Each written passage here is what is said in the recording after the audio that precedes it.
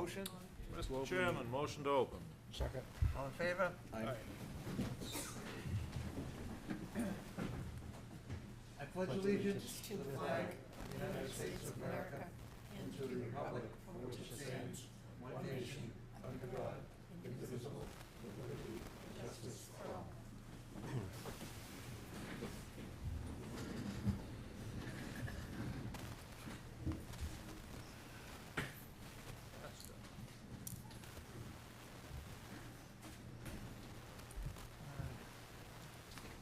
Martha. The trail project. Evening. Just wanted to give you an update on the Border to Boston project. Things seem to be actually starting to move again. The Mass DOT has finished their review comments on the 25% design and given those back to the design engineer.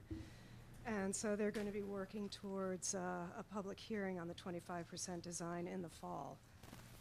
In the meantime, the Merrimack Valley Metropolitan Planning Organization met on June 27th. They're the organization that allocates all the transportation funding for the region, and they have approved the construction funding for the Border to Boston project, the Georgetown to Byfield section for federal fiscal year of 17. So that starts in October 1st of 2016, actually. So that's that's about 3 years off, and given the permitting that needs to be done and bringing the drawings up to about 100%, it's going to actually now be tight. Originally we thought it was going to be out in 2021, and now it's 5 years sooner than that. So we had a meeting with the Georgetown Recreation Trail Committee also on the 27th, and Pat Huckery was there to talk about the environmental permitting. And the engineers are planning to start that probably right after the public hearing in the fall. And we had a technical advisory committee meeting on the 28th. We talked about the schedule, and I think as soon as they have an idea of when the public hearing is going to be, they'll be able to kind of work out the rest. We're about a year behind what the original schedule was. And our committee is going to be meeting this coming Thursday.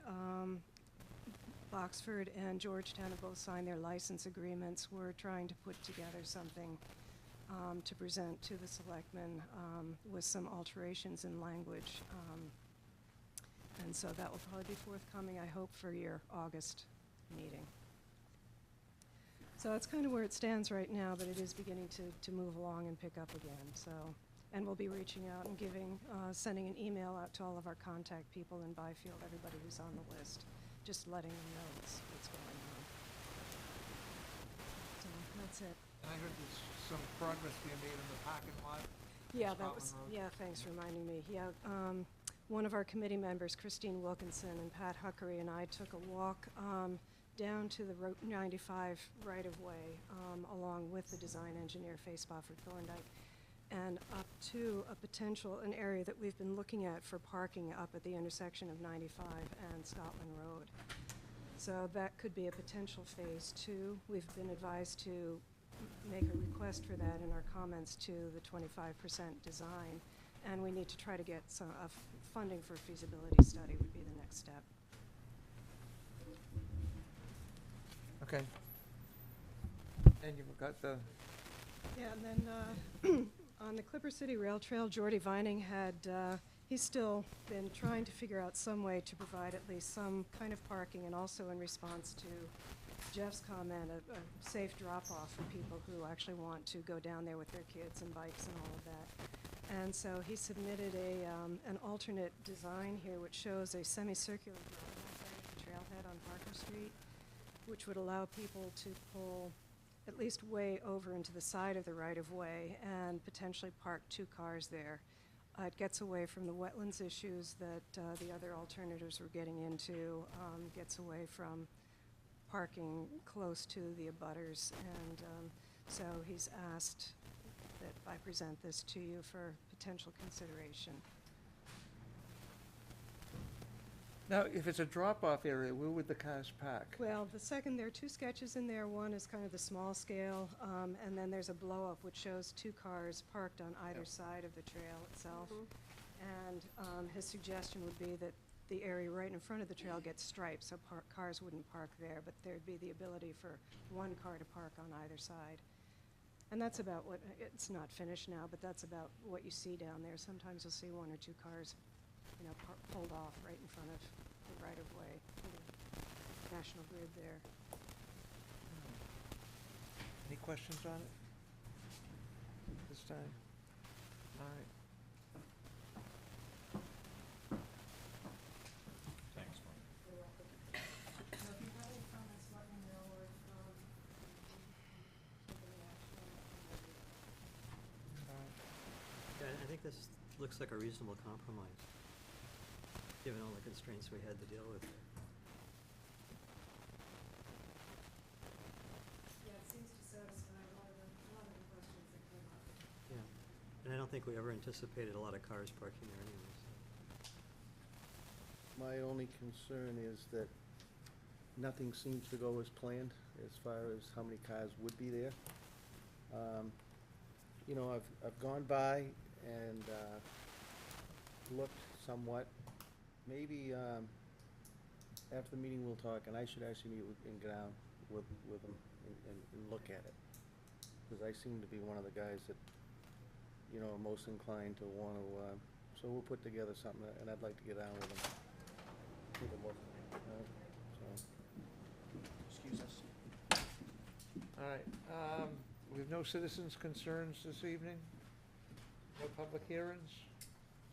Tracy, Town Administrator's report. Okay. Just wanted to let you know where the final warrant for the fiscal year is being processed right now. Should be completed tomorrow. We don't anticipate any deficits, but in the event that there are, you may be requested to have a special meeting. I'll keep you posted on that for any kind of year-end transfer that may be necessary. We did the majority of them. And like I said, we don't anticipate any, but I will keep you posted. Wanted to let you know we received a $10,000 grant from Maya. The money's been deposited into the town's account, and it's going to be used to conduct an internal control evaluation over our cash, receivables, and debt service to make sure that the procedures that we currently have in place are adequate, and to make suggestions on any improvements that we should make in the future. Right now, I just wanted to give you an update on the land sales as to where we are. Currently, we have closed on most of them. We still have 3 parcels that have yet to close. So the total proceeds from the sale are $1,036,849. So it was pretty significant. Of that, the money that we have already closed on, the $527,000, has pretty much been spent on capital projects through town, been approved through the town meeting process. But we still do have a few more parcels to close. Also wanted to let you know that we received a traffic advisory from Mass DOT regarding the Whittier Bridge on I-95. That project, began on July 8th. They said to expect day and night lane closures, but it's part of the Patrick administration's accelerated bridge repair program. And hopefully, the goal is to bring it up to current safety standards, and also to allow for increased capacity on that bridge. So you may see some traffic increases there, so. It's huge. Well, that's it. All right. All right, new old business. Mike had some questions for Larry. Okay, you want to step up, Larry?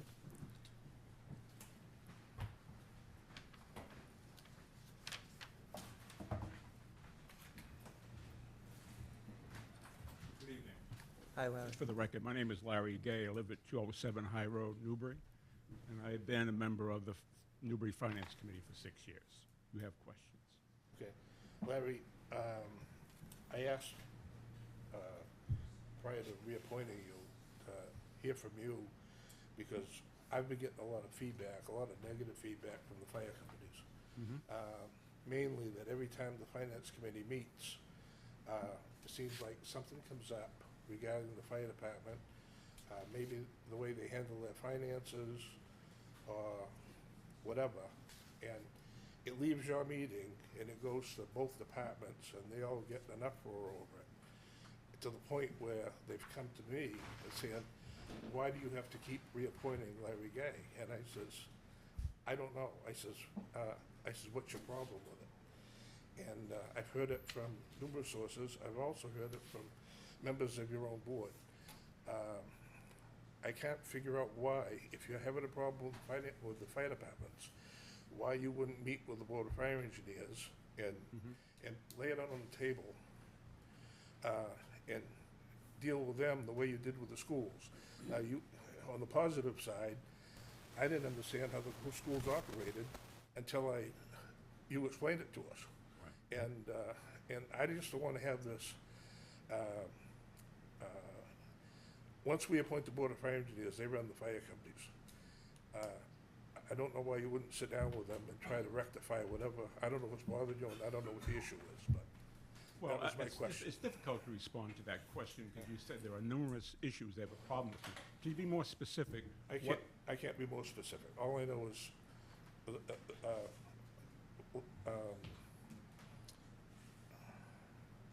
how was it put to me?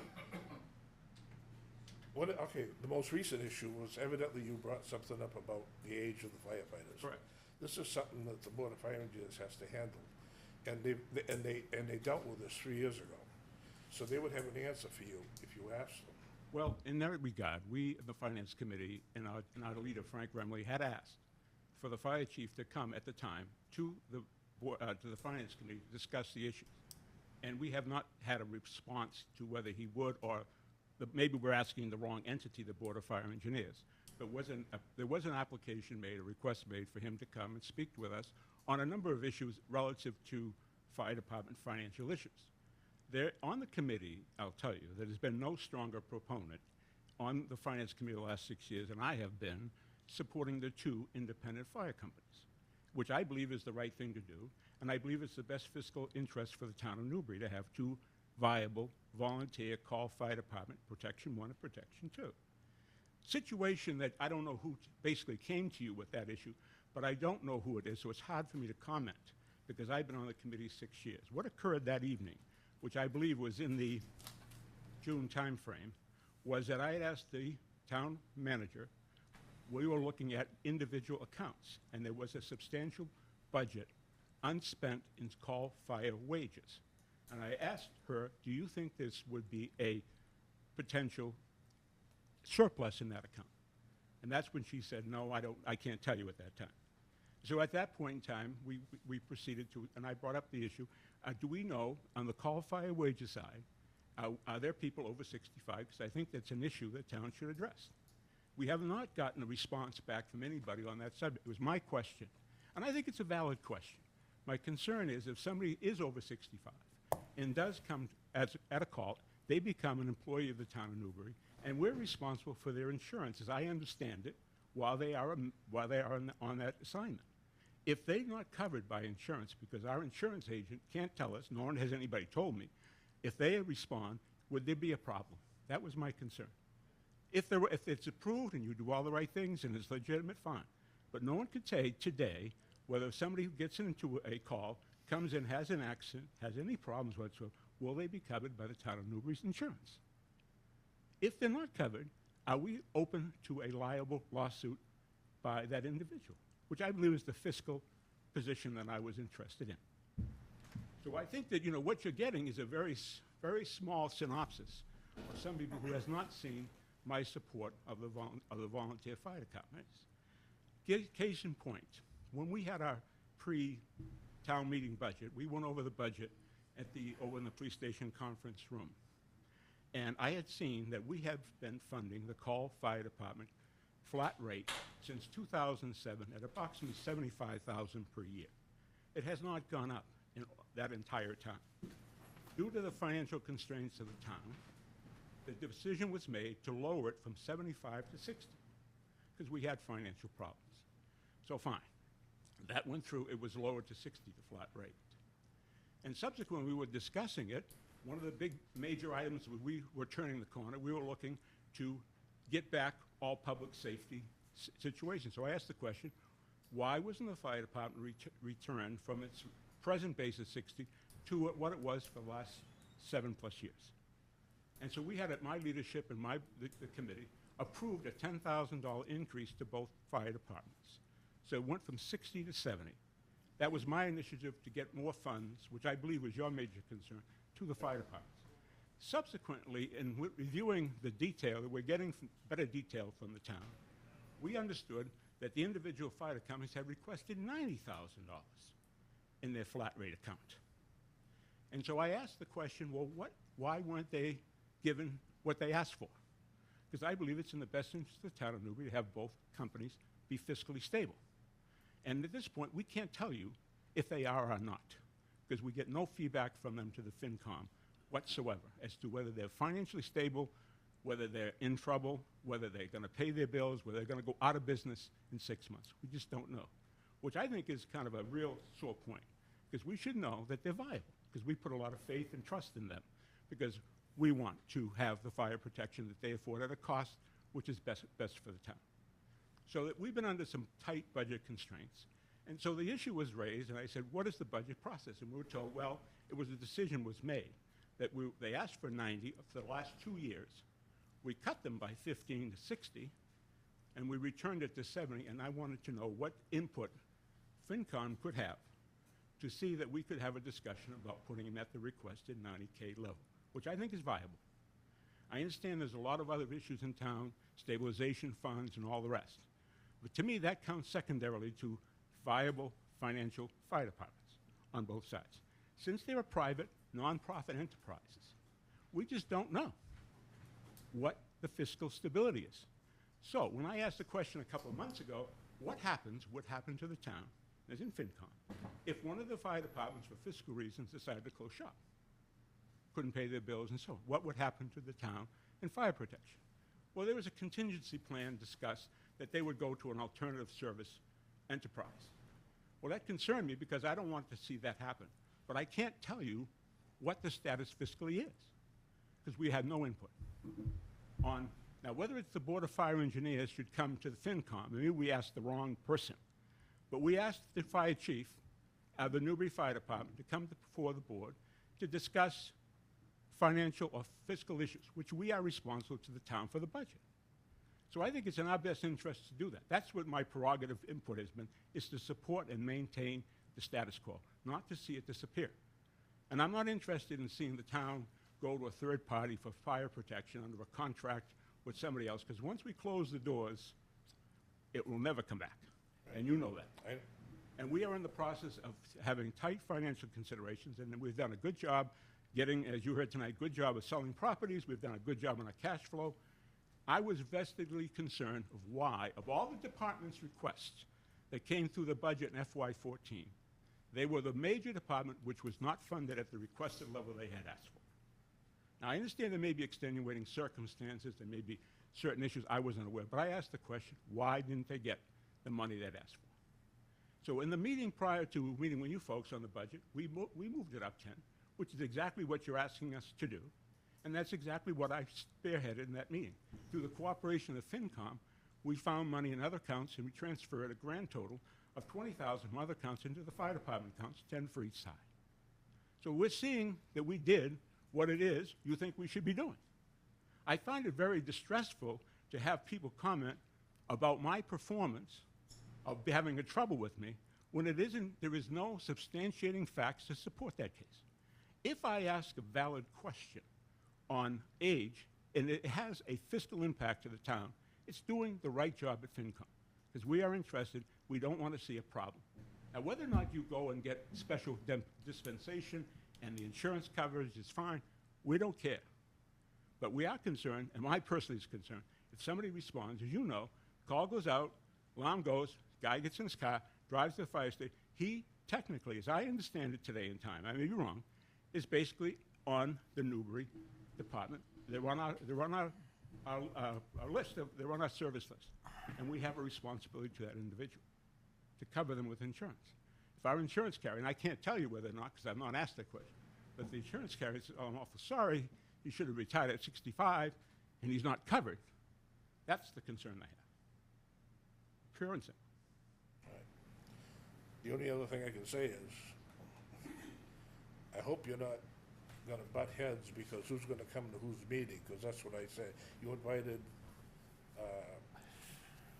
members of the Board of Fire Engineers to come to your meeting, and they didn't come.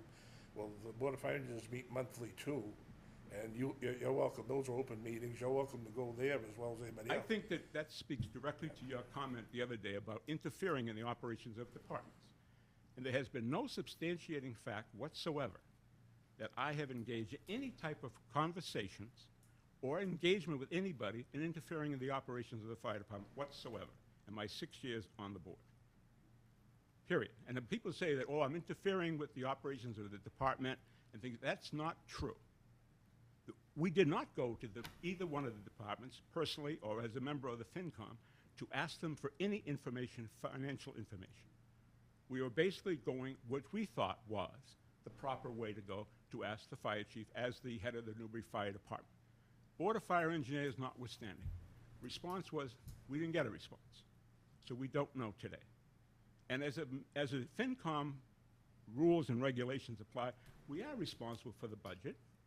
We do approve the budget for the town, and that's our responsibilities. But right now, it's hard not to approve the budget. We don't get communication from the departments. It's not us going to the departments and start pushing our nose into their business, finding out what they're doing and not doing. It's not our intent. Not my intent whatsoever, and I have not done so. You know, Mike, I think both parties, and I've been on the march today, so I'm gonna have a little trouble being articulate, but I think both parties spoke well to the issues at hand. And I think, at least for me, Larry, what some of this was, is that there's a tendency by some folks maybe to throw a bomb and not take the time to go in and help salvage and work towards a common goal. And you weren't doing that, but I think what happens is, because there's no ability sometimes within that frame of communication to actually get an answer, sometimes when things get said, the information trail ends and it goes nowhere, and then that's how it becomes an issue that never gets answered. Well, So, I disagree with you a little bit on that case, because I had asked town manager, and she followed up and got a response to you at the subsequently next meeting. It wasn't a response that anybody wanted to hear, technically. Yeah. But it does open the dialogue as to what the proper position of the town will be and should be. That's all. And it is a financial committee issue because it deals with fiscal exposure on liability insurance. Well, I mean, what I'm trying to flesh out is, sometimes it seems if the finance committee, because it's a private fire company, and I'm searching for, and Michael helped me, or Billy, that if, like, Frank Remley wants to get information on the private fire company, I'm not even myself sure how that goes, you know, step by step, or where you go from that, or maybe it's not something that gets done.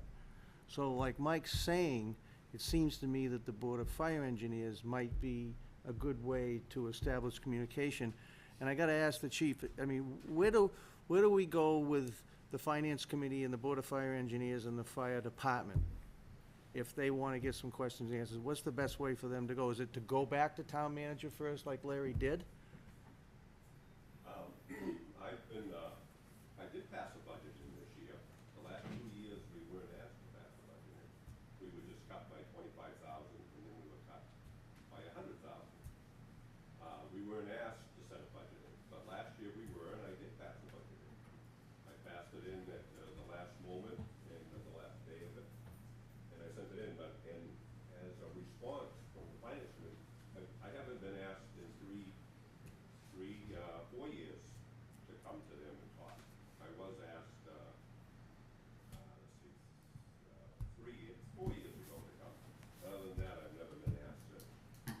So I mean, what that means to me a little, and maybe Mike can help me, I mean, if we've got a question about the fire department, we usually go to the chief. So maybe, if you have a question about the fire department, Mike, would they go to the chief? Yeah, I just go to the meetings. If I have a problem, I just ask Bill, or else I'll attend the meeting, the Board of Fire Engineers meeting, and I ask the question there, and I get a response. Well, I've been working with Tracy right along on any budgetary things. I passed everything in through there, and I've had discussions with her, and I was hoping that it would get back to them. You meet with the finance committee, you're with them, and I've told you Yes, she in the is. past that They wanted to meet with me. You know, what I saw that happened, and I'll elaborate a little bit more. They got cut, okay, and I'm talking, when I say fire department, I mean both departments together as the town entity, not the fire companies. When they got cut the last time, a lot of the guys that were fully trained and everything else, we lost them. They went to Amesbury. Some of them will still respond now because they do live here, but that was a problem. That's a major problem, all right? And they got cut, and I fought, and I brought it up at this meeting many times. I want to reinstate them as soon as possible so we could get our coverage back, because I didn't feel the town was being adequately covered. I'm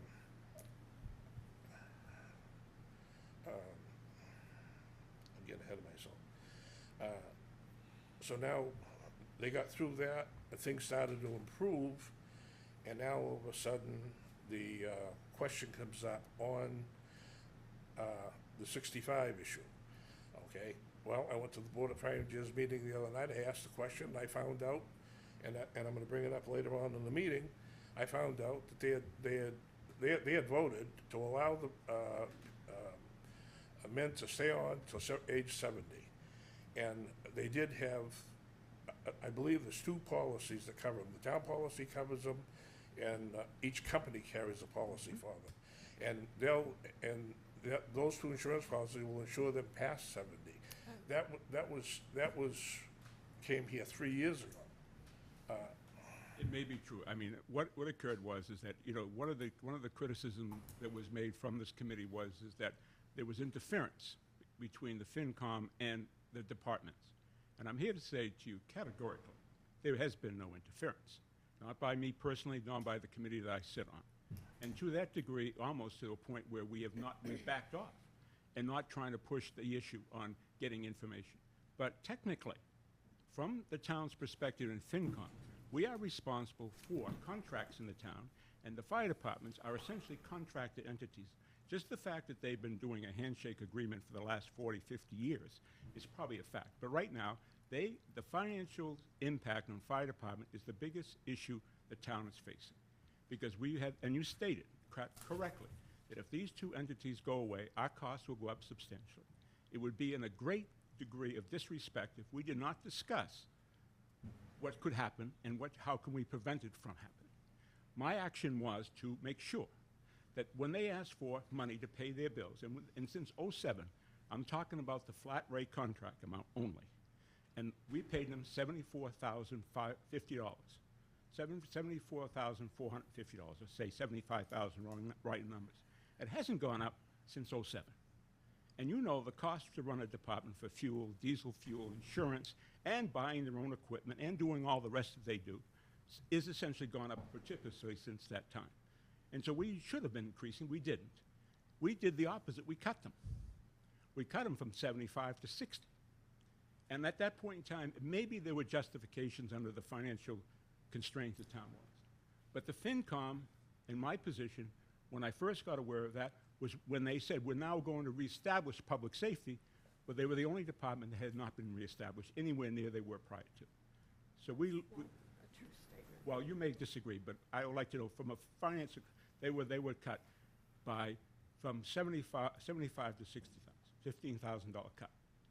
And the question was, going to the FY14 budget, that was going to be the same 60,000. It hadn't gone up.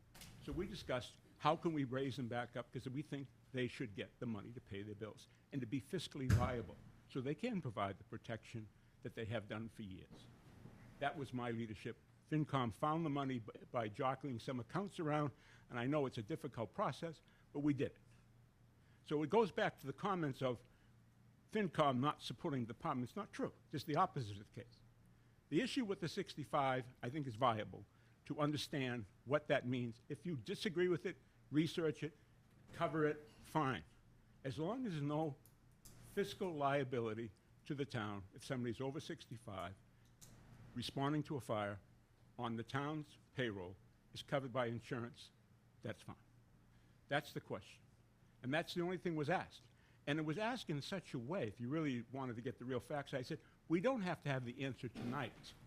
And I said to them, we can research this problem in the next couple of months, which is exactly what you asked to do, was to get some background on this thing. It wasn't a crisis, it wasn't a criticism, it was just the fact that we said we should know. And I still believe we don't know today what the real issue is. Because we've heard, when I asked the question, somebody would say, well, they carry their own insurance, it's covered at 70. And I understand they can have insurance within their buildings, they can do what they wish, but when the alarm blows and you show up to a fire, you become a Town of Newbury employee. And that changes the rules to some degree. I'm not sure the details, but I want a clarification that there wouldn't be a problem if something happened. Like you said, granted, nothing has ever happened. But if somebody is injured, and all of a sudden the town's insurance policy and agent says, well, we're not covering that person, then the next logical step would be the town becomes liable for the total amount of the injury.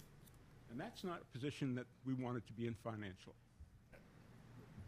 I don't think anyone really, once that occurred, once the question was out in the open, once it was understood, I think there's been some research done. I think that will come to light, and I think we'll, especially I think the insurance is one of the critical, underpinnings of what will answer that question. But I think still, and I'm trying to get a little bit of an understanding, it gets because it's a private fire company. Sometimes it's a little hard to understand what the fire, Billy, when's the last time really there was an increase in monies beyond what Larry was talking to? When's the last time the fire company really got a raise? Well, we get COLA raises along the, just like this year. But I mean, what has it been, $500,000 or whatever it is, for how long? Well, from the year 2000 was the last. Well, I mean, that's pretty, I mean, that's probably very stoic, I would say. But, can I just say one thing on the insurance part of it? This year was the first year, usually we have fireman's fund insurance. The town pays $23,000 for it. And it does cover all the firemen, no matter how old they are. But this year it was put in the budget under the bike hill section. Usually it's under the insurance section. And they see it. It goes in every year, $23,000. And I gave Linda Allen a copy of the policy immediately after I heard this.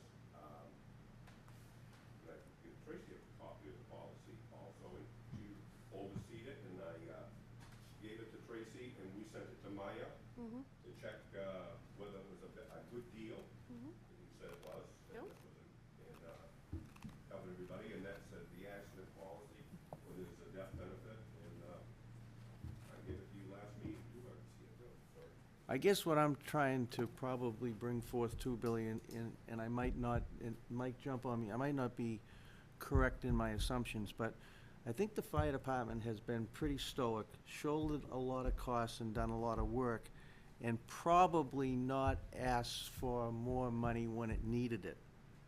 And as a result, sometimes now, especially with the rising costs and everything else, and with the fact that our budgets are lean, it's a little harder to do. So what I'm asking you to do, I think, as the chief, is probably be more of a stronger probably ask for money more. And that might not be popular. But it seems that that's what Larry's worried about, is the fire department being able to function. So maybe it's time for the fire department to ask for more money. We have asked for money, and Michael was on the right. Board of Fire Engineers, and you know how much we've asked for that, right, that we got it. Jeff, I've said the same thing to them at the Board of Fire Engineers meeting. I said, no matter what, I says, ask for it.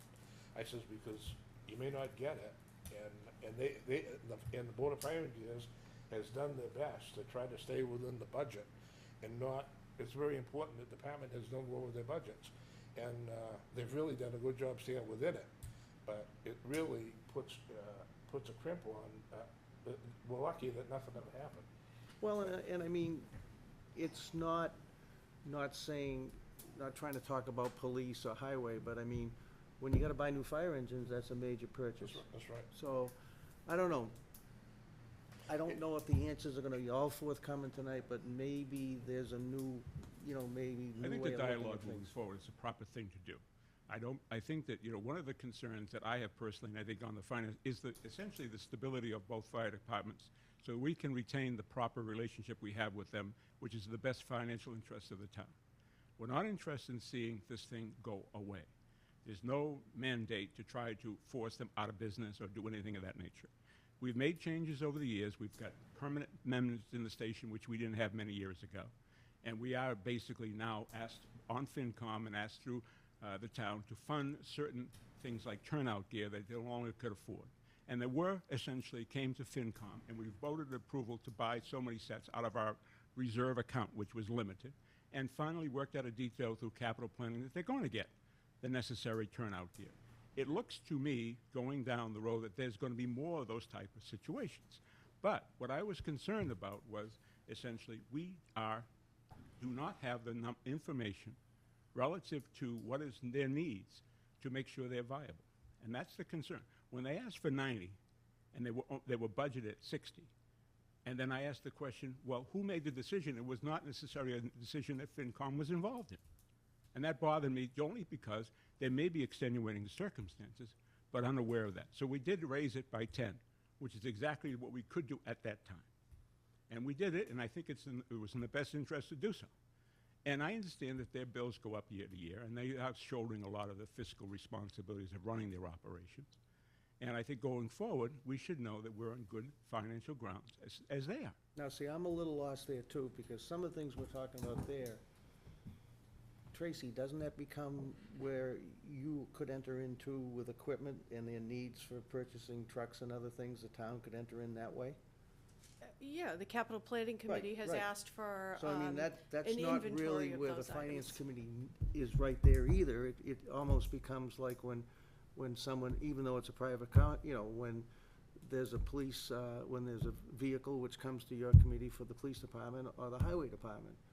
I mean, there's different ways to go about that also, but I don't know how to wrap my hands around it, but. Well, I think that, to wrap your hands around it properly, in my personal opinion, is to have an open dialogue of how, that they are stable fiscally, that they're able to keep their doors open, pay their bills, and that they're on good financial ground, and the town knows that. That's number one. And that's, I think, the responsibility of the financial committee to be aware of that. Because if they do not comply with their mandate and cease to operations, we know the outcome is going to be a significant financial increase. And the question is, I don't know, and it was in my mind, if one fire company goes out of business, will the town of Newbury support having half the town covered by one type of service, half the town covered by another? No one has discussed that, whether that's acceptable or non acceptable.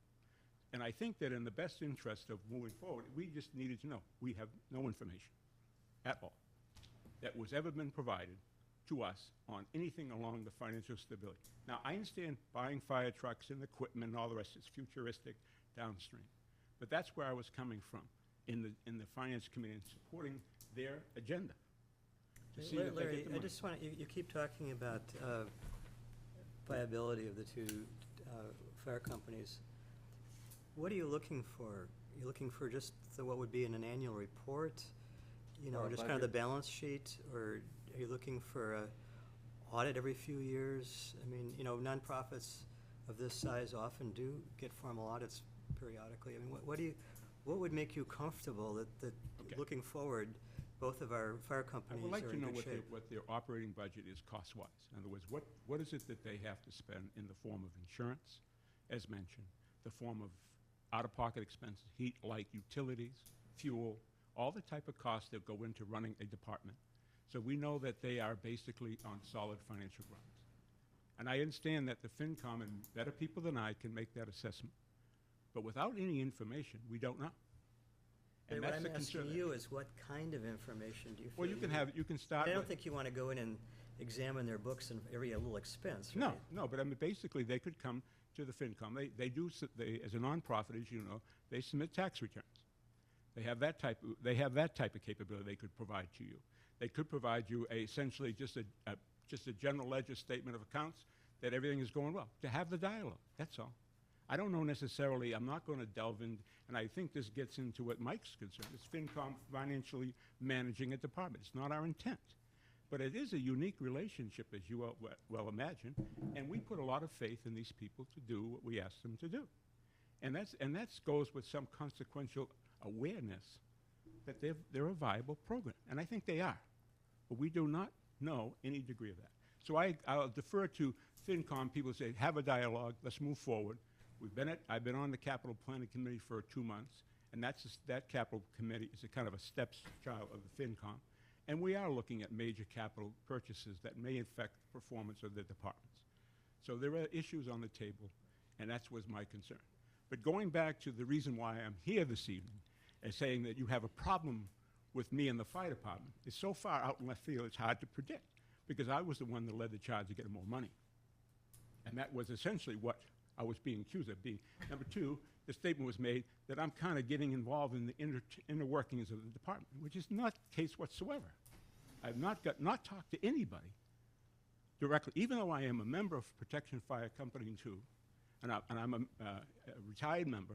I've never gone to them and asked for any information from them outside of going directly through business channels, fire chief, whatever, and have not done anything. But the accusation was made, I'm meddling. And what's the problem between me and the fire department? It's not a problem.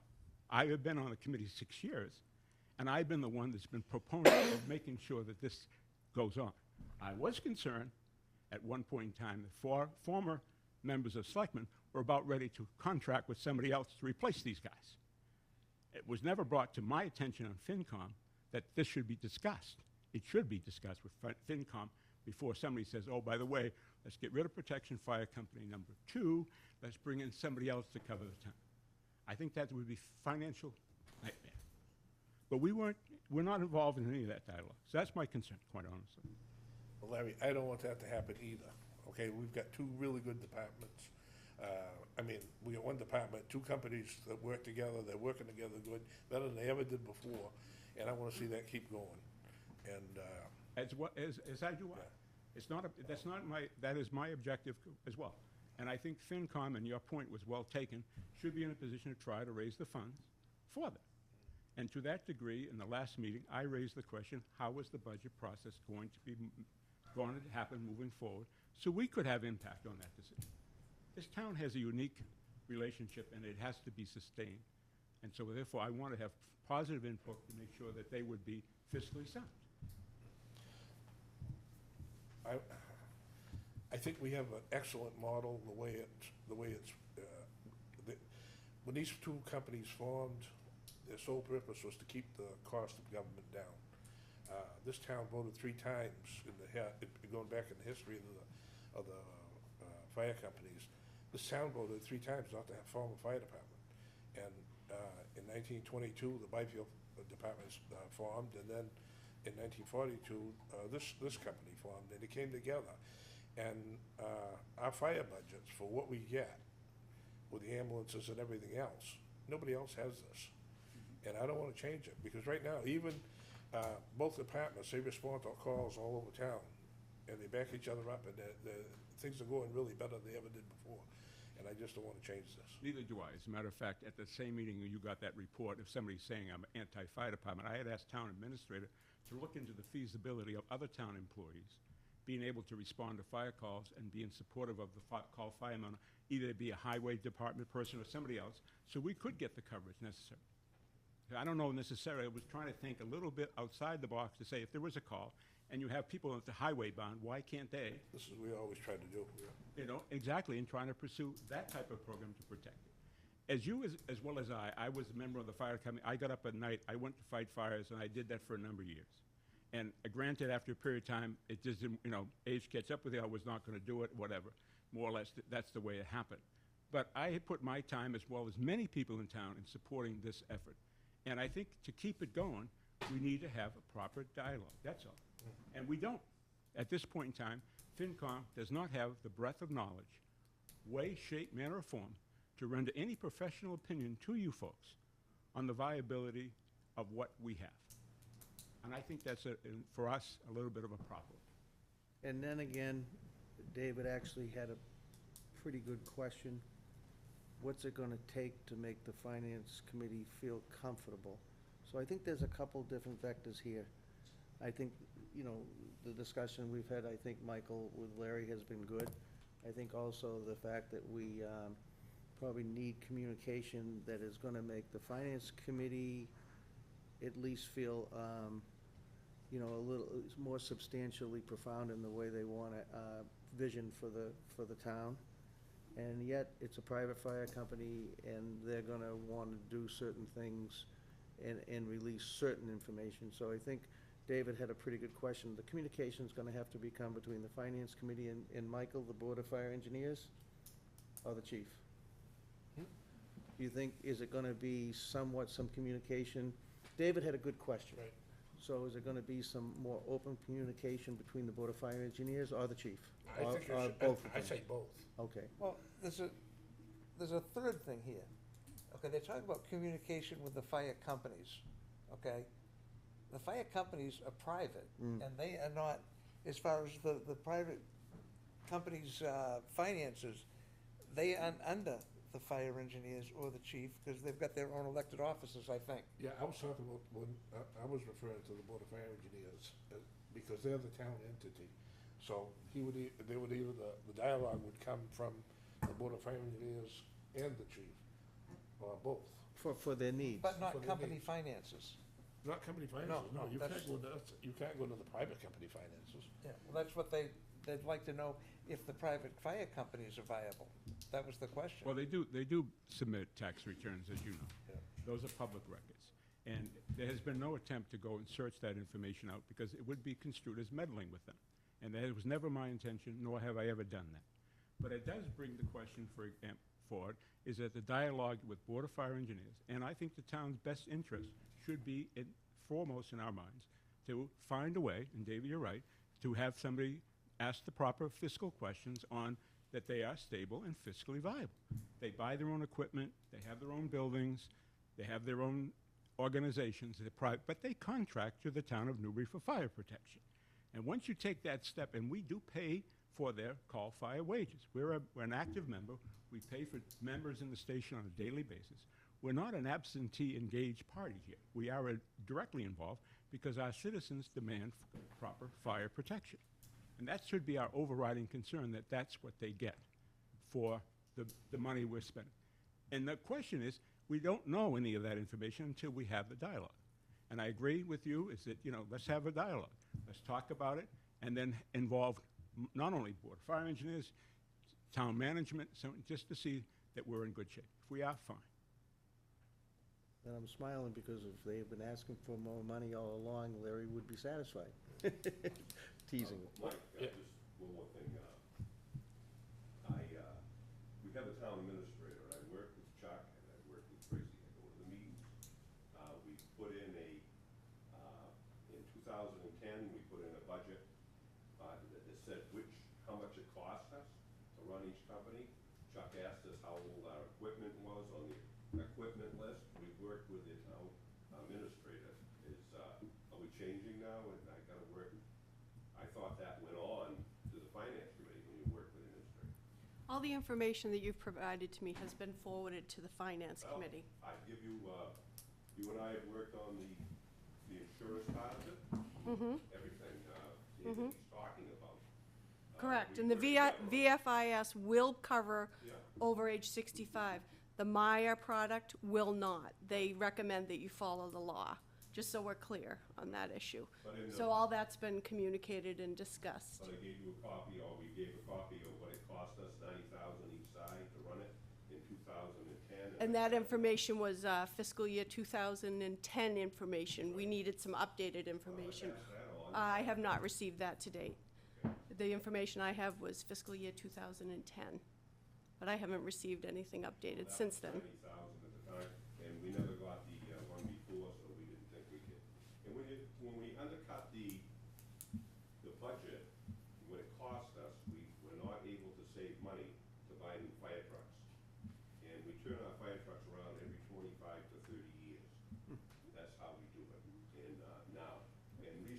what we had to do is buy used fire equipment, because that's how we do it. But when we don't properly finance us or in our budget, that's what we have to do, and that's what we didn't do.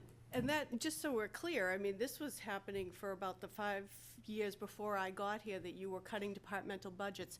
The issues that you're discussing tonight are not unique to the fire department. They're fire, they're police, they're DPW, they're library, I believe council on aging. So this is a town issue. It isn't just a fire department issue. And we're trying to add back gradually, based on the directive from the board, that public safety would be the priority. And you asked earlier, who makes those decisions? And I do. I'm charged with preparing the annual operating budget. I prepare it, I present it to the Finance Committee and the Board of Selectmen. You make amendments and changes, and then they're presented to town meeting. So that's the way the process has worked, and the communication, the information has all been provided to the Finance Committee in the budget document. If there have been requests for department heads to come to the Finance Committee meetings made through me, they have been communicated. I was not asked this particular fiscal year to request that the fire chief attend, so I did not ask him to do so. We got the budget in late April, just the evening before you people voted on the budget. And when we left our meeting and came over here to talk to you people on the budget, that's the time we increased the fire department Yes. flat rate from 60 to 70,000. So we did what we could do on a short time frame.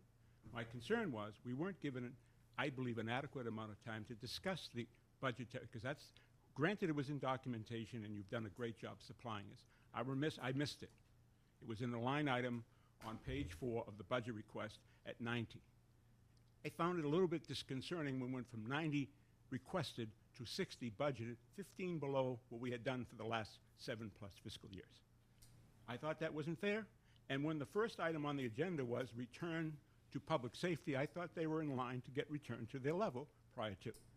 Now, it is a question of what is best interest of the town. My personal opinion is that this is the best interest of the town. I understand we have issues of increasing our stabilization funds, we have a lot of other issues. But if we drop the ball here, and they are not properly supported, because they do a great job, then I think we're missing a big part of our responsibility. And that's what I did at the time. I'd just like to add another thing. We talked about the cuts years ago, okay, and you pointed out that you're trying to restore cuts that was across the board. And I remember Chuck Costro, the last thing that he cut was fire, Yes. okay? I mean, every other department got cut first before it. So, I mean, they tried to keep the public safety up, and that was, Chuck pushed that, and Well, the issue there, quite candidly, is that I went with the numbers that are in the town's website, and what I was, since '07, it's been at $74,500, which we have, is called a retainer. And that has been the same, it hasn't been increased or decreased. Subsequently, we have another line item called call fire wages, which is basically when we pay the men to go out and fight the fires. It has always been the contention that I have, is that when they're called, we are responsible for paying their wages. So we have to have a flexibility in that budget if they go over it or whatever, that we are responsible. We can't say, well, your budget is fixed at, for example, $79,000, and that's it, you can't, there's no money. We have to find money to pay for this, kind of like maybe the equivalent of the snow and ice budget. But we always felt it was our responsibility to pay them. So I don't see the fire department budgets being cut necessarily from '07. What happened, they might have tried to cut call fire wages, but that essentially is kind of a budget item that is kind of flexible based upon the number of calls they have. And so that's the case. So that's really what it came down to. And I agree with you that there are much uniqueness about this relationship. It just, I believe, takes us a degree of responsibility a little bit more, because we are at arm's length. We don't buy the equipment. We don't own the stations. We don't pay their bills. We get the financial benefit of all the work that they do.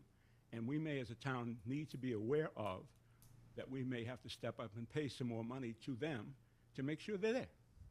And that's what my objective was. your point on, the other thing is people don't realize that the level budget does not mean level services because of inflation. And people have to realize that. You mentioned the cost of fuel, the cost of this is going up, and they're getting the same amount of money to spend every year, and it's not buying what it used to. in one closing comment to you, David, I think if we were asked and they came to us with their numbers, they could be the ones to present what they think is appropriate to present to us. But in the final analysis, I would like the committee to be able to have a better understanding of what it is they're up against. That's all. So we would know, and we could say Yeah, no, I that. mean, I'm very familiar with this, you know, when two companies in the private sector have this sort of intertwined relationship like we do with our fire companies, it's not unusual to exchange at least limited financial information so that each party is comfortable with the relationship that they're developing. That could be true. I think when the town elected to establish a Newbury Fire Company, Newbury Fire Department, they changed the matrix a little bit with that home rule petition. And I think it does change the relationship a tad. But I think at this point in time, all I'm asking, and I think it's in my responsibility as a member of the FinCom, is to be able to know that we are okay fiscally with our relationships, period. They can operate their department as they see fit. There's no meddling on what they do internally. It's just that we want to make sure they're okay. Well, let me, just one last question. It seems, if you listen to things, and correct me, Billy, I mean, there's never enough money really for, you know, the manpower to operate the fire department. I mean, there's always needs for other things such as turnout equipment and the ability to pay more wages. But it seems to me that some of the critical issues are gonna be when our equipment becomes aged, it's very expensive to replace. Now, am I right or am I wrong in that assumption? Well, most of the equipment that we've needed since the year 2000, we've gone on grants. We wrote our own grants and got hoses. Protection 2 got a grant for $100,000 for hose. Most everything we got was for grants. We bought our last gear on both sides, which was 6 years ago in Byfield and 8 years ago in Newbury was by grants. So, but the grants are drying up now, and that's why the last time we've asked for the gear this year through the capital improvements, which they requested. Tracy gave me a form on that, and I sent it in, and that's how that happened this time.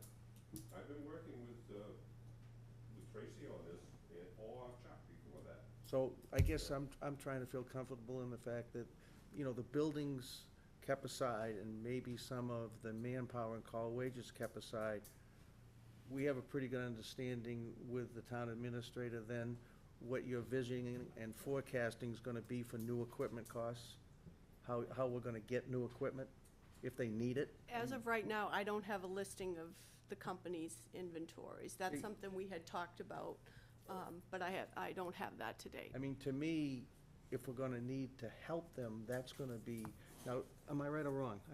Maybe I'm barking up the wrong tree. I mean, is the equipment good for a long time? Are we gonna need help? Well, was it 20 to 30 years that we finally went, We tried to have Yeah. at least one truck in the station that's right. under 10 years old, but that's becoming to do. But what I'm trying to say to you, if that seems to be where you're gonna need help, then that's where you need to communicate, I think, strongly with Well, the like I town. told you, if you funded us properly, the money that we make on the ambulance or any kind of fundraising, that's how we used to buy fire apparatus. But when we haven't been funded with enough money, it cost us more. We have to take more money and subsidize and run the fire stations. And so we don't have the money to buy apparatus. We usually buy, from the proceeds from the ambulance or any fundraising. But the model is changing, the way we've done that. Now that we have the capital planning committee, what we've asked is for the companies to provide us with a listing of their apparatus, their equipment, their capital equipment, so that we can include it on our asset replacement schedule. Yep. So that when the time comes that you need a new pumper, we'll have the money available in the stabilization fund to make that purchase. So although we're not giving it to them in the flat rate, we're funding it through our capital plan. That's the goal that And we're moving towards. Maybe that's the problem. And that was really well said, and maybe that's where the communication needs to be. And I don't know, Billy, but has the last 7 budgets that you've submitted to the town been the same? No, Okay, good. Just didn't get it, and, but the last one, when we were cut 100,000, we would only send one fire truck to a fire. We cut back, we wouldn't do any more cellar pumping, and we stopped a lot of things to try to save on fuel. And, the minute it came to the fire station, we didn't send out all the trucks. You know, usually we send at least 2 trucks out, but we cut back on that to try to save money. So it was a problem. Yep. I see what the problem is. I see what the problem is. All right? You could be a hero, Michael. What Tracy says, this is changing, and this is where the change comes in. Historically, since day one, the fire companies have always replaced their buildings and the equipment. And those are fire apparatus. They buy their own fire apparatus. They're not looking to the town to buy a fire truck. Because they've had enough money to do They've it. had enough money to do it. And what happens is, when you cut them and call wages, I know what, I can't say what they did at this company, but in Byfield, they paid out of their own coffers a third man for coverage. The town paid for 2 and they paid for another one, so that reduces what they were, I don't think they're asking, to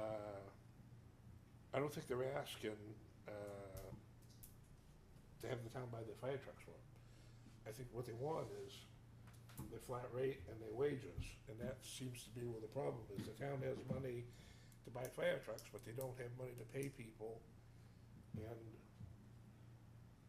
the way the operation is going. I mean, it comes down to this age-old problem, is that we have ongoing expense, and we don't want to take this sort of one-time money that comes along and use it for that sort of thing. So Right. the one-time money we're using for these capital expenditures, which are, you know, we know we'll have others in the future, but they're sort of one-off purchases. So that way, we don't compromise the base budget, you know, and we take advantage of the opportunities as they come, whether it be from land sales or, you know, collecting back taxes or whatever. And I think, so it seems to me the fundamental question really comes down to sort of who buys the capital equipment. You know, we're talking about a transition, but it seems like the two sides haven't quite agreed as to what that transition is all about, or at least they haven't thought it through very far. And it seems to me that's the real issue, that if this is going to become part of the town's capital planning process, well, then it makes sense to get an inventory of the equipment and start planning for replacement just like we do for other. But because they're private companies, it's a little different, right? And I'll tell you, I think after being a member for so many years on one of the private companies, I think I know what the men that make up the company want. And I think this goes back to my father's time, like many generations from when they started. They know what they want for equipment. If the town buys equipment, they get forced into, first of all, having to go out to bid, and maybe having to take a certain bid from a certain dealer or whatever, and wind up with a truck that they don't really care for. And by being private and being the way, they're able to get the piece of equipment they want. And the other thing is, and I did this myself because I negotiated for an ambulance one time, by being a private company, you can get the purchase much cheaper than what the municipality can. Like, we built a fire station for a fraction of what it's going to cost the municipality to put up the same building. Like, in other words, the Byfield station, probably totally, was approximately $1 million. The fire station in Hamilton was $8 million. But I'll go back to this ambulance because I was involved with the purchase of it, and I'm going back 2 or 3 before.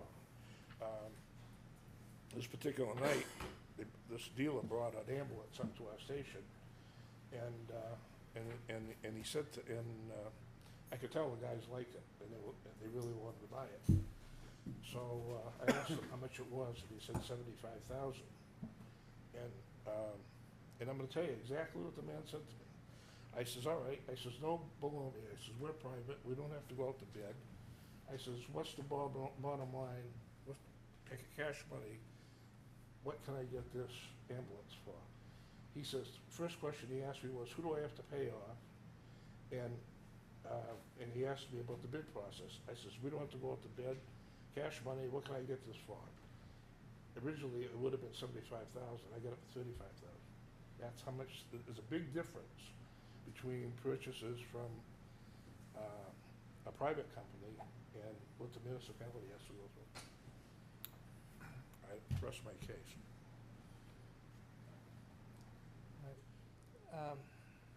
And that's why I think, yeah, we're butting heads. The town can possibly help out or purchase a fire truck, but it's just what the companies want. In other words, do they want the town to do that, or do they want to still do? I don't know. I don't have the answer to that question. How do we find out? Well, I think they have that should come with the 5 years of chief. But you talk about the companies. I think there's a disconnect there. Well, there's not a disconnect, because they're actually the same people. Okay. I guess, I mean, what's come to light is what Larry has articulated tonight and substantiated, I think, somewhat what his and the Finance Committee's position is. And then again, Michael, I'm not so sure, and Billy, that it's any more easy in my mind, in a word very easily said, to help the fire company meet their needs. So, and it's always like what the town has to do for anyone, police, library, like Tracy so vividly articulated. So, I mean, the question at hand is, Larry, I think the question at hand on how, as David put forth, to maybe make everyone feel more comfortable for forecasting for the fire company's needs is still a little bit nebulous, but I think what we need to do is decide what we're gonna do with Larry. Well, again, for the past 6 years, I've had a great run with the members of the Finance Committee. They've been a great group of guys and gals. We've gone through some very interesting times.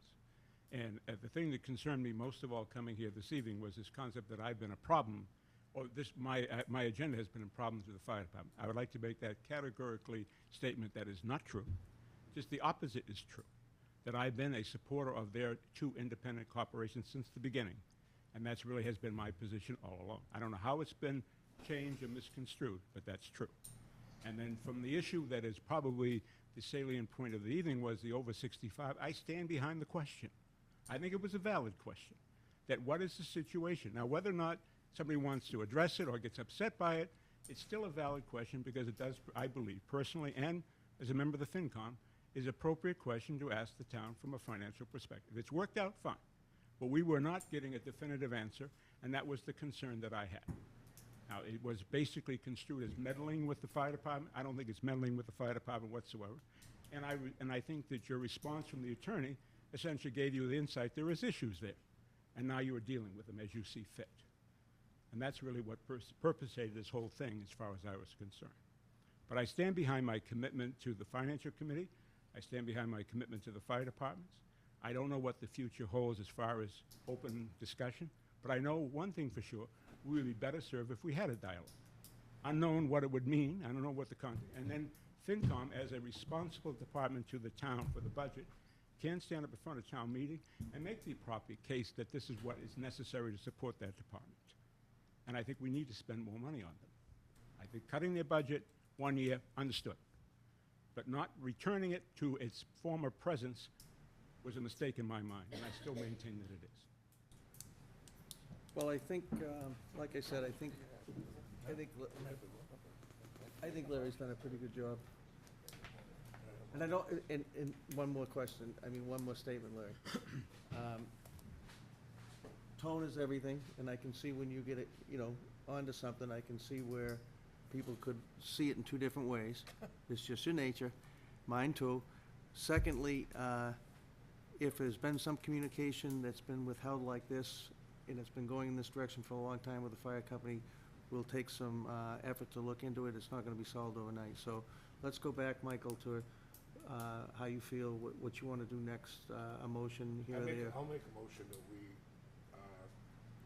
make the appointments as they were requested. And I'll second it. Any other discussion? All in favor? Aye. Aye. Thank you. Larry, Thank thanks. you, Larry. And Larry, Larry, will you stay around for a few minutes, because we're gonna be discussing the 65 thing? Sure. And maybe you've got some insight, all right? Well, we're gonna discuss that, or no?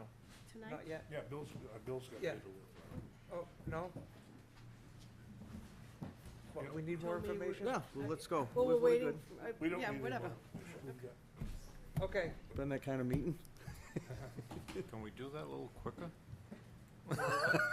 do what? It's not on the agenda. Yeah, it's not. It's not on the agenda. Well, Yeah, that's true. I want to get what the chief has for us, because I requested it. Okay, and then we're gonna have to discuss this next meeting then, because it's not on the agenda, so making a decision. All right, but I want the letter that I requested from the Board of Finance. Okay. Well, why don't we do that and get that over with, then everyone doesn't have to wait. Bill, come on up, please.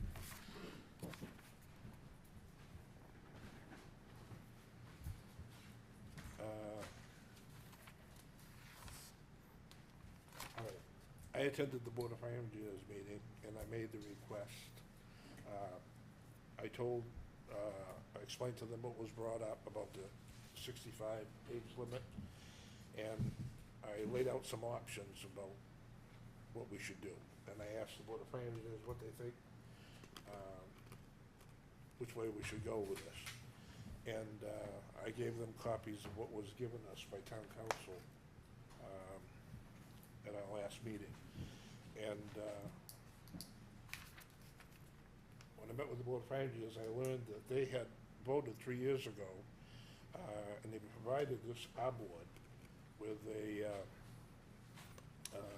they took a vote and they voted to make the retirement age of firefighters in the town of Newbury 70 years old. And they showed documentation that they had insurance for the coverage or whatever. Since then, I asked the chief for another letter, and I asked him to come tonight. And I believe he has one, because I don't know how they've decided to proceed. And I know, and I've done some research myself, and there are various towns in the Commonwealth that have addressed this issue different ways, but they're able to keep the seniors on because they're a valuable part of the department. They're the most knowledgeable. So, Bill, I think I'll defer to you, and how do we? Okay, Michael, before Billy starts, for the sake of the agenda, this is under what, meeting updates? Yeah, you do meeting update. All right. I think, good enough, because you can go to the meeting. He's just gonna give us some information, we're not gonna act on Yeah, anything. okay. He's bringing us information, so. well, like Michael said, we did vote on it several years ago that it would be 70. And I wrote a letter this time to you, which you asked me to do. And we really don't believe only the full-time guys are in the group 4. And we're willing to change, like our own lawyer said to us, and Reclassify the job reclassify them as descriptions. advisors or something, if you think that's necessary. We really don't think it's necessary. There's only 3 that we have left in there that are, and there's none from Protection 2. There's only 3 up in Byfield. And we think they're a great asset to us for advisors, and they won't go in, which I wrote in my letter, that they'll never go in any certain buildings or anything like that. They just advise and stuff, so I got you that, so. Okay. You wanna read this? Go ahead. Okay. Town of Newbury Board of Selectmen, 25 High Road. Dear Chairman Story, dated July 5th, 2013. The Board of Fire Engineers discussed the issue of mandatory retirement at their last meeting on June 17th, 2013. After researching the issue, the board found that call firefighters do not fall into the Group 4 retirement class, as do full-time firefighters, who we understand must retire at 65. Also, the insurance which we currently have with VFIS has no age limitations on coverage to firefighters. With this in mind, the board would like to allow call firefighters to continue to remain active until the age of 70. If necessary, we would be willing to reclassify their job titles as technical support. However, regardless of what their title may be, anyone over the age of 65 will not be allowed to enter a burning building. thank you for your consideration of this matter, William Pearson, Fire Chief. Okay? You wanna put this off for another date? Oh, yeah, we can't vote on it tonight, it's not on the agenda. All right, Okay, it's Okay. something for us to Okay. at least think about. so I'll move that we table it. You had other information you were bringing to us on Well, the only, this issue? the only other information basically is, I have what Rockport did. Rockport firefighters allowed to work to age 70. And we got this out of off the internet. And it was a newspaper article by Jonathan S. Square, staff writer. And rather than read the whole thing, you want me to read the whole thing? No, there's a couple bulleted things there that are pretty telling, I Okay, think. firefighters can First now, sentence always. a big one. firefighters can now serve on the town's fire department until their 70th birthday, so long as they pass an annual physical and are not among the first people to enter a burning structure. Of the approximately 50 firefighters in Rockport's volunteer department, 4 would have been forced to leave the department against their will upon turning 65 early next year, unless they could convince the Board of Selectmen to take action.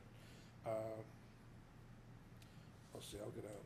Though state law requires that full-time salaried firefighters retire at 65, Rockport fire officials argued that the law doesn't apply to volunteer firefighters. The town reviewed the state law, and there's a gray area in the law that permits the Board of Selectmen to allow volunteers to continue working until their 70th, Doyle said. Mass General Laws, Chapter 30B, which is the insurance pension statute, requires the 65 retirement age for firefighters contributing to the pension system, which Rockport firefighters do not. Town Administrator Linda Saunders said the town's legal counsel initially advised against raising the retirement age until they heard that the firefighters would not be allowed to participate in fire suppression activities. Last week, the selectmen voted to raise the retirement age with 2 stipulations: that those over 65 are able to pass an annual physical and agree not to enter a burning structure.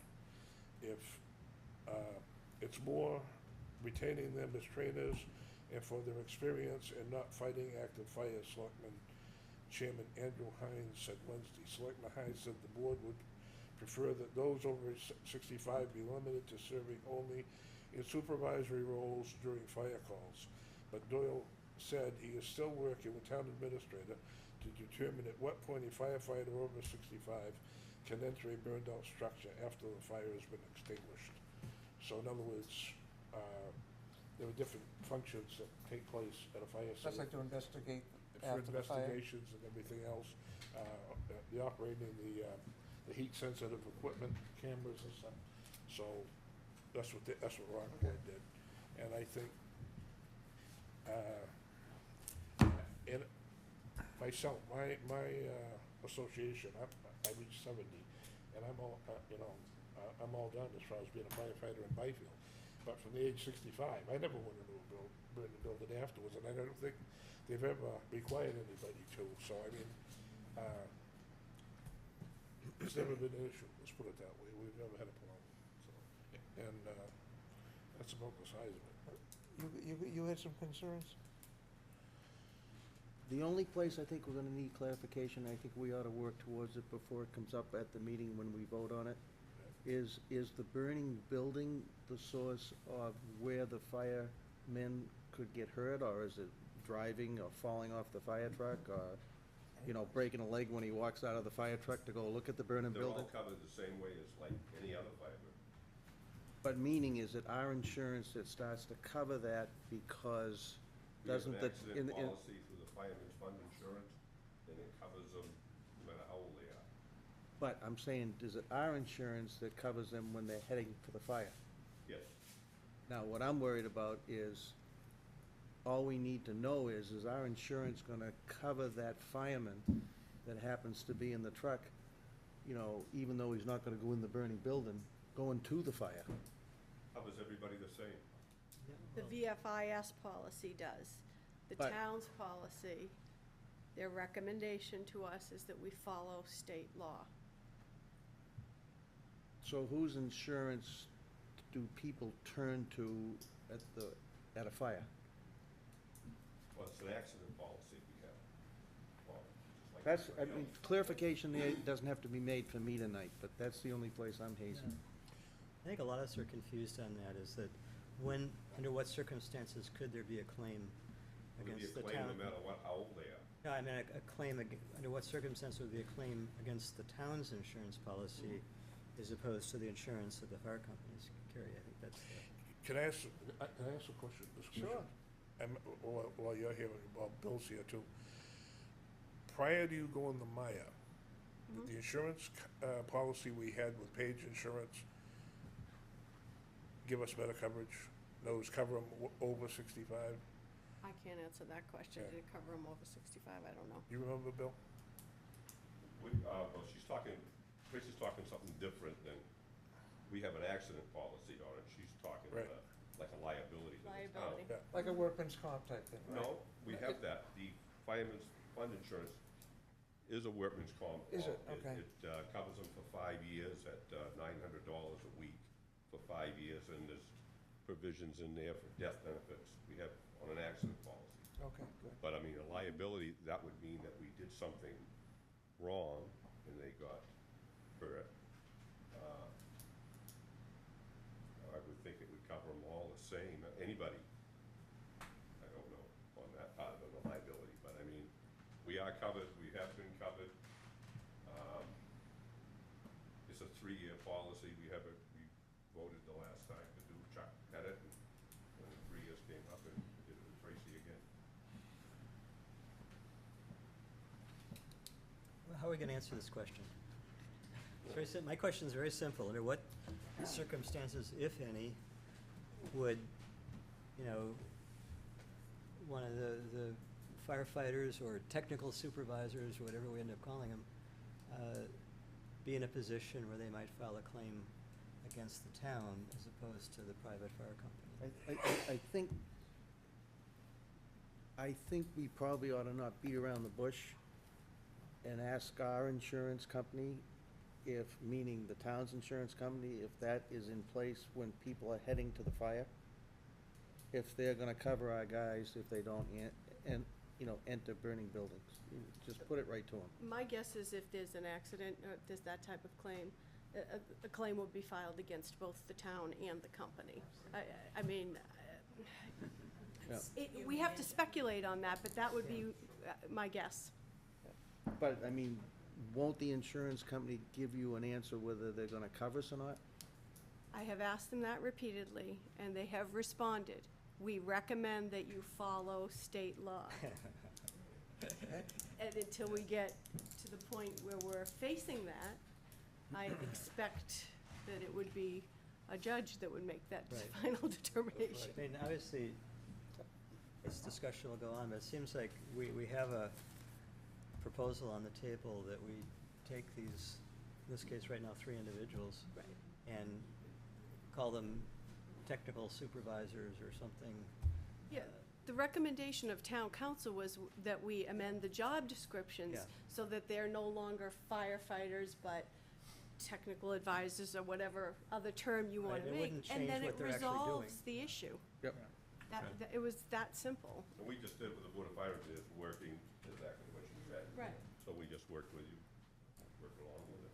All right, so, So The if next you change time- their job description, should be fine, right? Right. can you work with the personnel board on that? Sure. Okay. That, should be a phone call to John, and Yep. that'd be good. All right, Thanks, Bill. thank you. That's good. All right, can I give these 2 things to Kathy? Yeah. Why don't you, if the stuff, where's all this stuff gonna end up? Well, everything, the whole total? Yeah, the package that we're putting together on this information. This was just stuff I haven't got a package yet. This is No, just- but was- which direction's it headed to? Well, when we make a final thing, I think the Board of Fire Engineers should have it, and we should have it. Okay, all right, yeah, I think, for now, I think Kathy should take that. okay. All right, so, Shoot. Larry, did you have anything to add, or? No, I mean, I think you're touching exactly what my concerns were, as Dave mentioned, it's clarification. Yep. It's basically if somebody's covered, that's fine, if they're not, and what is our exposure financially if they're not? Yep. That's all. Okay, no, I just, you were into it before, and I just wanted to see if there's something we missed. I think that at a pure minimum, if the individuals, I'm not sure this is legal, but if the individuals that are over 65 sign a waiver that they will not hold the town liable, that would be a first step in my mind. I'm not sure it's legal. Okay. Pass that on. Yeah. Okay. I don't know how far those things go in court, but, Right. As long as the town is not exposed, Yeah. basically for. I have the minutes of the meeting too. I'm gonna give this to Kathy. Yep. Of the Board of Finance meeting where they voted to do the, make 70 years. Okay. Okay, that was on August 18th, 2008. okay. There's that other document. All right. We've got a new Class 2 license for used cars, 88 Newburyport Turnpike, Internet Cars Unlimited. Is anyone here from, okay. Step up and tell what you want to do. Don't worry about that. Smile. You have been all along. Yep. Good evening, my name is James Hobson, I live in Rowley, and my brother and I would like to open a car dealership in the old doggy daycare building, so there won't be as much noise. And what I do is I sell cars on the internet and photograph them, and the ideal thing about that building is they got the dogs out of there, they spray painted it white, put nice lights inside, so you can bring a car inside, photograph it, and then I put them all on eBay and like Auto Trader and websites like that. Pretty much sell everything over the internet, which is hard to believe, but sell about 6 or 7 cars a week to people who never see them, ship them out. Once in a while I'll pick them up at the airport, and they come and pick them up. And it's pretty much it. There was a dog pen on the south side of the building that will store the cars, and it's I never even knew it was there, but it was there, and that's pretty much it. There was a car dealership next door at I think it was Admiral Pontiac or Yeah. Admiral whatever it was, and Volpone Towing is in the back of the Yeah. same building. Yeah, so it'll be relatively quiet. I got a question. Yeah. Yes, Okay, if you're selling cars on the internet, yes. how do you satisfy the Massachusetts lemon law?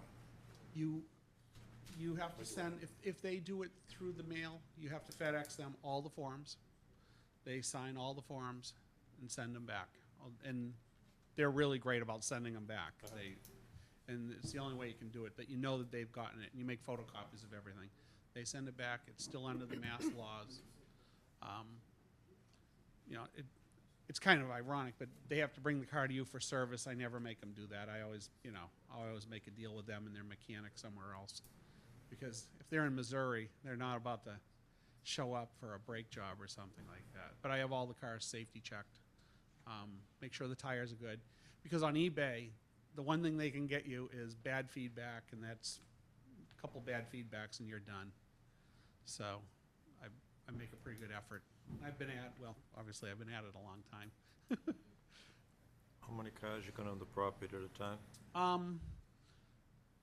I'm gonna say there's probably room behind that cage for 15 cars there, and I'm gonna try and have some hybrid cars out front for people in Newburyport, like Priuses and hybrid Escapes, cars like that. And if you look at it right in front of the cage, it's a fence there, but there's no gate there, but we're gonna put a gate in it and leave it solid. So there'll probably be about 5 spots facing Route 1 there, to the left of the front of the building. So not in front of Admiral, but between how many? the embankment and that. 25 max. Kathy, Class 2, that's unlimited, right, number? Is Thank all you. everything we need, you've got? For now. I filled out He has to Yeah, I provide got that. Okay. Leslie with the bond and Yeah. All right. some information. So motion? No one wants it, I guess. I was gonna say, motion to approve pending, Yeah. receiving of the rest of the paperwork. And but it's not gonna, until Leslie gets everything in her hand, she's not gonna. Oh, issue right, it. no, Yeah, I understand okay. that. I, Motion was made, second. Second. Any other questions, comments? One question is, so the cars are all owned by you? Yes. Are you a Massachusetts dealer with a dealer plate and everything else? I will be, yes. Okay, that's my, Yeah. you know, Right now I sell them with a friend in Salem, Mass. Yep. Which is just, I live in Raleigh, I don't wanna drive to Salem. I don't wanna store them there, it's just, you know, so all those things are gonna be done? all those Yep. things will be up here. I've already contracted with a mechanic up here to work on them. And like I said, you're gonna be a Massachusetts dealer with a dealer plate? Massachusetts dealer, yeah, Yep. yeah. Everybody tells me, oh, just go over the line, but I don't wanna be over the line. Okay. All in favor? Aye. Aye. Good, done, thank you. Thank Good you. luck. Thank you very much. We have the yellow school documents, we have the purchase and sale, deed, and preservation restriction. Now, the preservation restriction, my understanding is they haven't done it yet, right? They have not done it, okay. So what we've got is, Martha will tell us what we've got. Basically, you got three things here, all for the sale of the yellow school.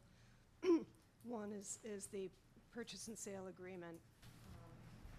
And also Chris Horan, the purchaser, is here if you have any questions for him. One is the deed, which, same as before, would be held in escrow until the transfer of money. And then the preservation restriction. The hope had been that the Historical Commission would be on their normal schedule and meet tomorrow night.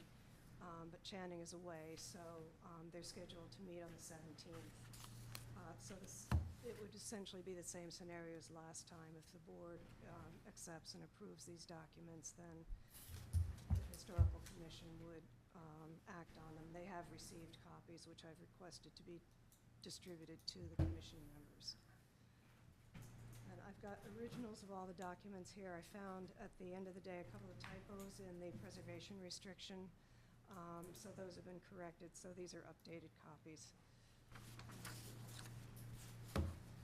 And the agenda mentions a fourth document, a drainage easement, but that's actually from the abutter, Mrs. Perot, to the town, so that's not affecting the sale of Okay. the school. The drainage easement for the line that's on the yellow school property itself is included in the deed. Motion to start the discussion? No? So we want a motion. Well, we should have a motion for us to start the Individually or for discussion. the whole set of documents? What? We've got multiple documents here, so is the motion? Well, the purchase and sale, the, We're gonna do it one at a time, or wanna do it as a bundle? I have before we get into it, I have a problem that we get a document that's this thick, and we have 5 minutes to review it and sign it, quite honestly. How are we supposed to understand it? I mean, it's a problem. And it's not the first time. Personally, I think if Martha's reviewed it, I have confidence in that, but, I was just gonna say, that's You what know. we appoint her for, yeah. yeah. Well, this went back and forth between the buyer's attorney and Ginny and myself a number of times last week, and we ended up with the final The sign only on other problem Wednesday. is, what about, Well, we have to play the game again. We make a motion to pass it contingent on the Historic Commission. Yes, All we right. did that before, yeah. Yeah. all right, Okay, you wanna do it that way? yeah, I don't care. Okay, you wanna do all the documents at once and get it over with? Yep. No one's gonna read them all, you know? Okay.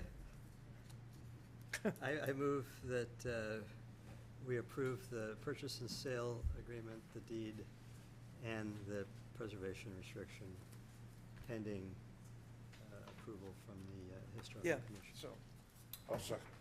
okay. Any other discussion on that? Yeah, Martha, maybe you could just go over, I mean, the purchase and sale agreements, fairly standard stuff, but the preservation restriction is a pretty lengthy document. You might just kind of review some of the high points of that preservation restriction? Sure.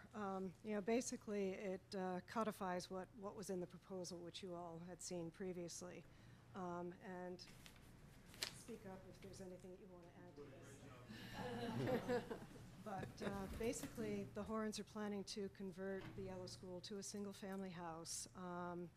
They're planning to make minimal changes to the exterior and, to the extent possible, the interior of the building, including they're going to be keeping the existing windows, which I think is wonderful. The changes they're planning to make, and this is all documented in the preservation restriction, they're adding 4 windows to the front facade, 2 on each side where the blank walls are, where the staircases exist right now. Shutters to the building. They are planning to put a deck and a screen porch on the back. They'll be adding a 2-car garage on the right-hand side as you face the building, a pergola on the left-hand side, and some landscaping and a brick wall. And all of that's been outlined in the document. Is there? Most likely preserve the slate roof as well. What was that? I didn't hear. We're gonna most likely preserve the slate roof as well. Because Wow. we're You're a really brave man. trying to really trying to keep what's there as much as Wow. possible. And the provisions, otherwise, the provisions are essentially the same as before. All the architectural detailing, the character of the building, the color scheme are all to be maintained. If there are any major changes, those would go before the Historical Commission for approval before they could be approved. If it's a minor change or repair, that could be allowed at the building inspector's discretion, if it's not something that affects the old school bad red. designated features that are being preserved. I'm surprised your kids didn't insist on putting the old fire slide back in. It was on the back side, and it was one of those sort of spiral ones, and the kids used to love to sneak in there and slide down. I just learned that the kids put some type of time capsule in the ground next to one of the trees. I had heard that, and I have not been able to get confirmation on that, so I am researching that deeply, yes. Story. If I find out, believe me, I'll be over to see you, okay? All right. Yeah. Okay. Anything else? Nope. All in favor? Aye. Aye. Good. You got it. Thank you very much. Yeah. Thank No, you. thank you. Thank you. You, yeah. Thank Words you. out over around Byfield, they like it, so you're ahead of the game. We start here. Whoops, sorry. Once. Now, you're gonna put a garage in? Now, whereabouts is that gonna go? I was just told I heard it. Need both Oh, papers signed, right? Yeah. This one and this one? You just sign the top one for Okay. the selectmen, the second one is for. Okay, good. Yep. Oh, that's right, you got that, yep. Be detached on the right side. Okay, Kind of right where the house ends, but 5 or 6 feet off. good. Terrific.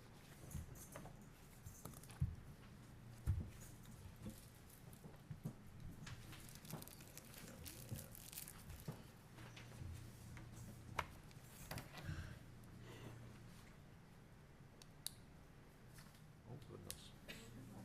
Okay. Keep going? Keep going.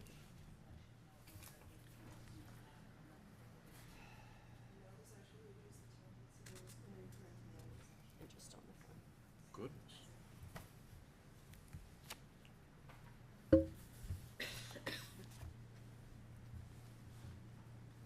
Last one? Last one. All right.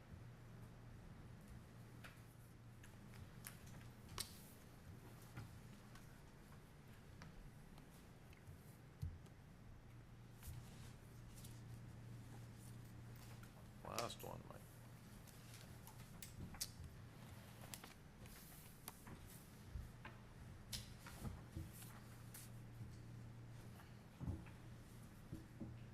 All right.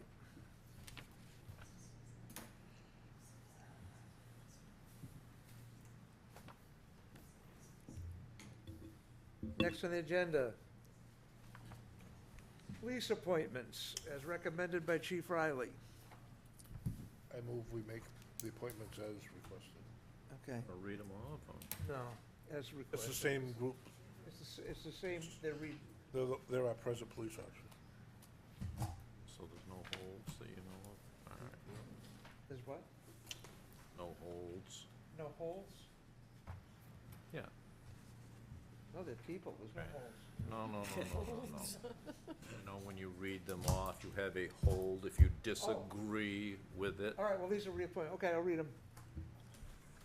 Michael Riley, Chief of Police, John Lucy, Deputy Chief, Jay Ruthia, Sergeant, Patricia Fisher, Sergeant, Aaron Wojcicki, Detective, Greg Frappia, Patrolman, Steve Jenkins, Patrolman, Mark Smajelski, Patrolman, Michael Croto, Patrolman, Stephen Smith, Patrolman, John Lucy, the third Patrolman. Reserve Patrolman, 1-year appointments.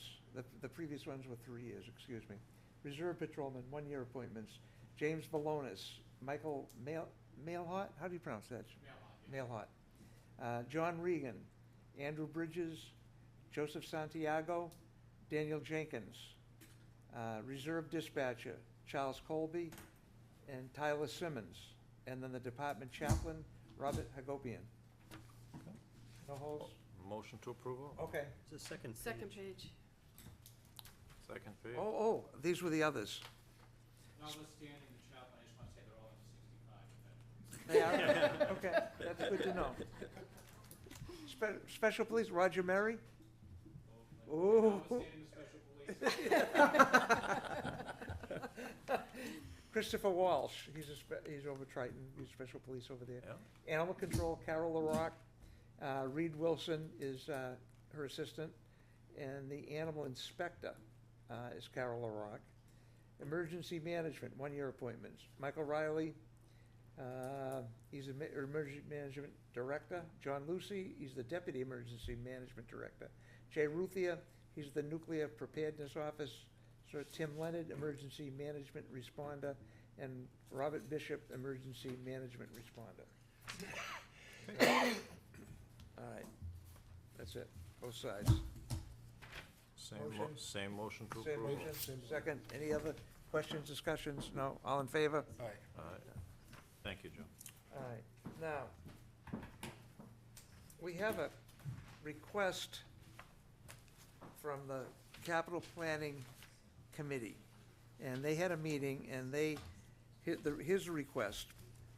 On behalf of the Capital Planning Committee, I'm submitting herewith a request to the Board of Selectmen to designate Capital Planning Board members as special municipal employees pursuant to the Mass Conflict of Interest Statute and Mass Ethics Commission for Ethics, see Attachment A for Ethics Commission fact sheet. Board of Selectmen may want to consider extending similar designation to all other appointed board committees. Well, Tracy called, and this doesn't affect appointed committees. The attorney of the day that I spoke to didn't feel it was appropriate, but I will tell you that Mr. Connor spoke to someone else who said you could make the designation, so, I don't know what to tell you. Maybe we could ask. I haven't gotten an opinion from Ginny yet. Okay, Larry. This surfaced when we had to take the ethics test online, when we all had to do that for our boards, and one of the issues was a special municipal employee has got different restrictions on who they can represent before other boards. So this becomes an issue of allowing more flexibility to the individual board member. If you're on a member of board of the town and finance committee, you want to represent your interest in front of the planning board, you cannot do that unless you're designated as a special municipal employee. So it basically takes it's an allowed option that the town can designate, since we're not collecting any revenue for the position. That's and some of the members have said if they don't get special designation, they won't serve. Hey, Larry, just for kicks, what was the point of ethics for the Finance Committee to go to the Planning Board? No, it basically doesn't, what I'm saying is, was when we had to take the ethics test, we had to go through an online test every couple of years. Which we all do, we all do. When you read the regulations, there was a chapter in there for special designated employees, the restrictions of what you can do and cannot do are much less restricted. You could represent your own personal interest in front of another board. Now I If I have understand. a piece of property and I want to go to the Conservation Committee as a member of the Finance Committee, that could be Okay. construed as a conflict of interest. If I'm on one That's clear. committee, I Yep. can't go in front of the other. So anyone that's in the town should have that. Well, wait a second, I think, Larry, you don't have it quite right. You can't act as an agent for others. You can represent yourself, but you can, so for example, if I happen to be a civil engineer as opposed to an electrical engineer, I might want to do some design work for somebody in town, and as such, I would then perhaps have to submit plans to a board or the, What was explained to me is that if my wife had an issue with the board, I could not speak on her behalf.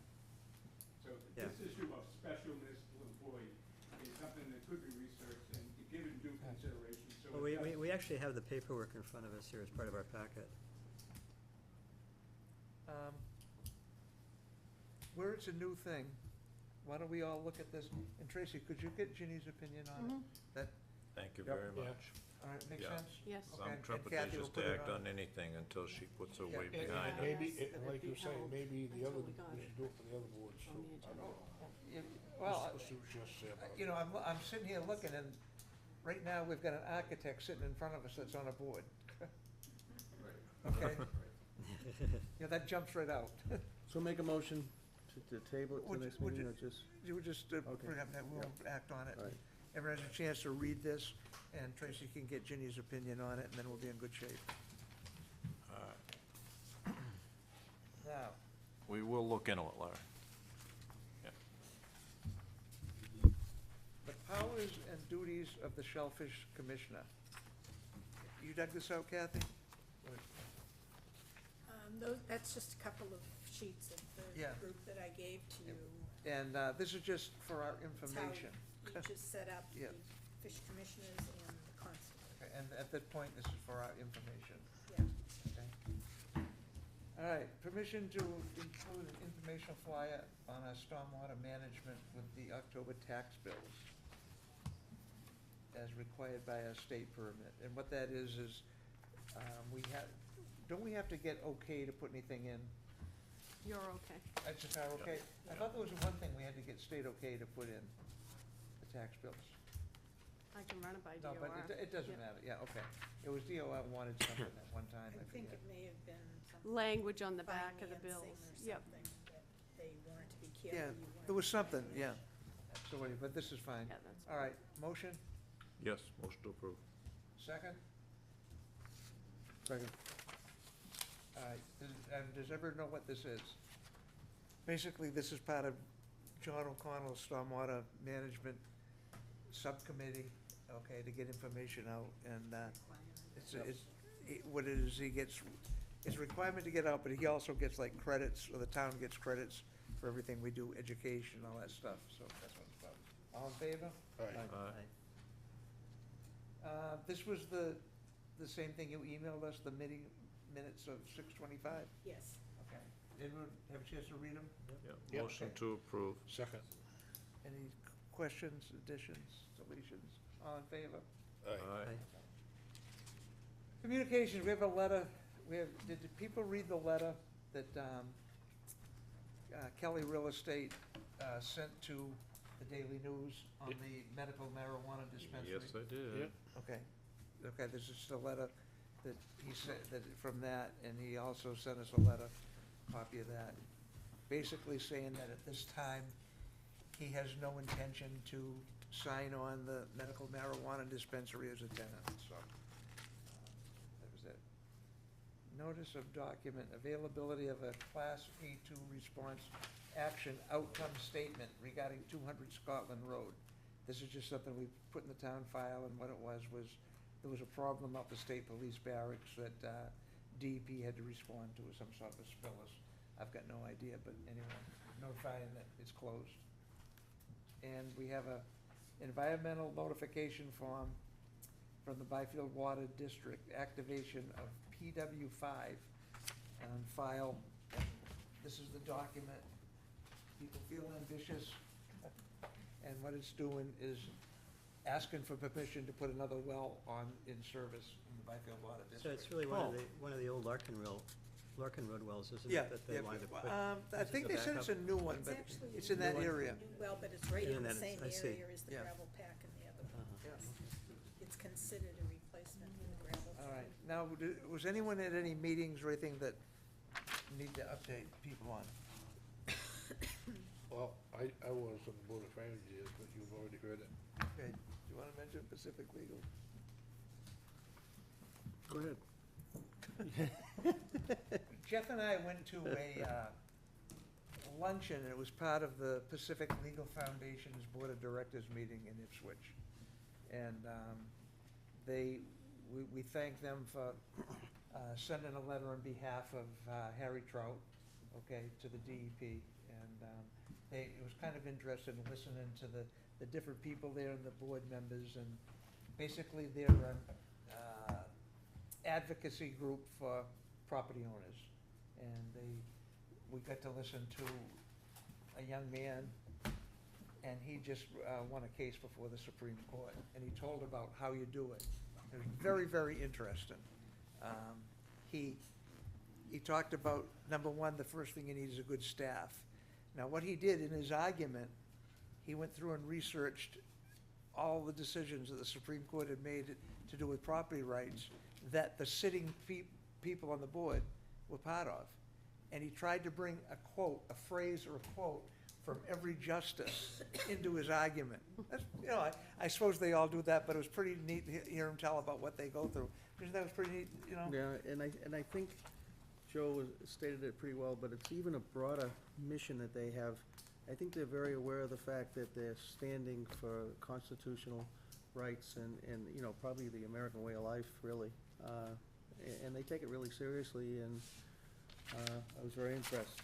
And I was very impressed with the board of directors and the people involved up and down the scope of everyone I met, so It was I'm quite glad I interesting, went. yeah.